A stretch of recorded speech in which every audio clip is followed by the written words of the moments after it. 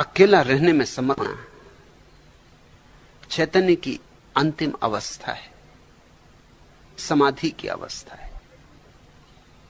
तुम्हारे चाहने से ही तुम अकेले नहीं रह सकोगे, साधना करनी होगी।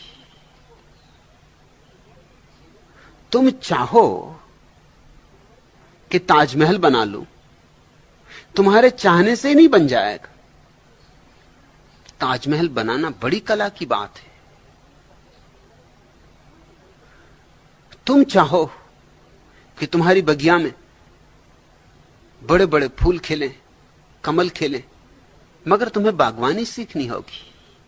ये चाहने से नहीं हो जाएगा, ये कोई कल्पना की ही बात नहीं। और ताजमहल तो कुछ भी नहीं, कमल के फूल तो कुछ भी नहीं। वो जो भीतर कमल का फूल है, वो जो भीतर ताजमहल है, वो जो समाधि की अंतिम अवस्था है, उसके लिए गहन साधना से गुजरना होगा।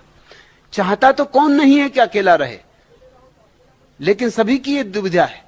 अकेले रहो तो अकेलापन खलता है, और किसी के साथ रहो तो उसके साथ रहने में झंझट होती है। न साथ रह सकते ना अकेले रह सकते, यही तो मुसीबत है प्रत्येक की। कोई तुम्हारी ही नहीं, सभी की। क्योंकि अकेला होना एक कला है, एक साधना है, सीखनी पड़ेगी, आहिस्ता आहिस्ता आएगी। ध्यान से शुरू करो, जल्दी शिखरों पर पहुंच जाने की चेष्टा ना करो, कदम कदम चढ़ो, साक्षी भाव साधो, थोड़ी देर शांत बैठो, मौन बैठो, अपने को ही देखो, अपने ही मन को देखो। और एक ही दिन में यह हो जाने वाला नहीं, वर्षों लग जाएंगे। लगते लगते ये बात लगेगी, जगते जगते ये बात जगेगी। जिस दिन ये बात जग जाएगी, उस दिन तुम अकेले रहने में परिपूर्ण आनंदित हो जाओगे। तब अकेलेपन का अर्थ ही बदल जाता है।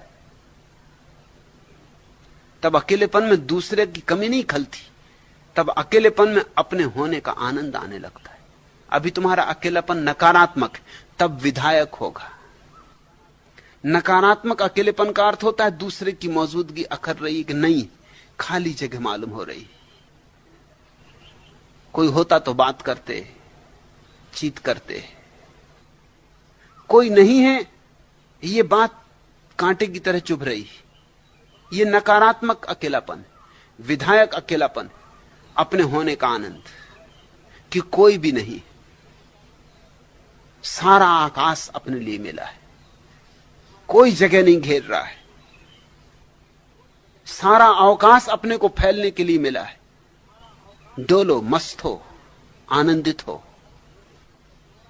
किसी की मौजूदगी की कोई बाधा नहीं रही। दूसरे की मौजूदगी थोड़ी बाधा तो डालती ही है। तुम्हारी स्वतंत्रता में दूसरे की मौजूदगी थोड़ी सी तो अड़चन डालती ही। तुम्हारी व्यस्तताएं क्या हैं? सिर्फ भुलाए रखना है अपने को किसी तरह।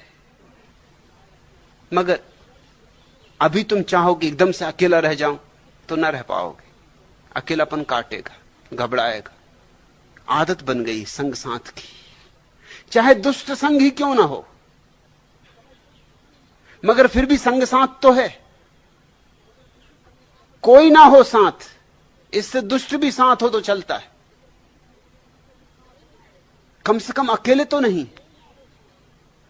तो पहली दफे जब तुम अकेले रहोगे तो नकारात्मक होगा अकेलापन, दूसरे की याद खलेगी और दूसरे में अच्छे अच्छे गुण दिखाई पड़ेंगे जो कभी भी नहीं थे। पास रहो तो दिखाई ही नहीं पड़ते, दूर जाओ तभी दिखाई पड़ते। बुराइयां सब भूल जाएंगी, अच्छाइयां याद आएंगी। कहा कैसे कैसे सुख दूसरे ने दिए थे। पास आते से सुख भूल जाएंगे और दुख याद आएंगे कि ये बाई फिर चली आ रही। धीरे धीरे बैठो, 24 घंटे में 1 घंटा बचा लो। एकदम से 24 घंटे अकेले होने की जरूरत नहीं। 24 घंटे में 1 घंटा बचा लो। 1 घंटे के लिए अकेले बैठ जाओ।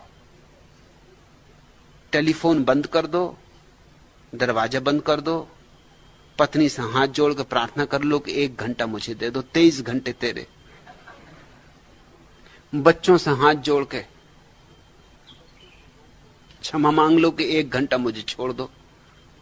23 घंटा जो भी तुम्हें करना हो, जैसी घूंगर मुतनी हो मूतना, मगर 1 घंटा मुझे छोड़ दो।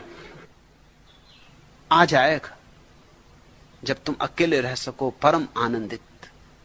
जानना अब तुम्हारा असली जन्म हुआ।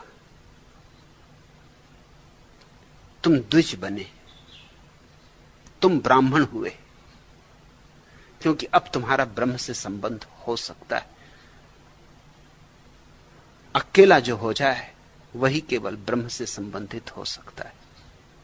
एकांत में ही आता है वह परमात्मा। जब तुम बिल्कुल शून्य होते हो तभी वह आता है और तुम्हें भर देता है, सदा के लिए भर देता है। झरत दसों दिस मोती।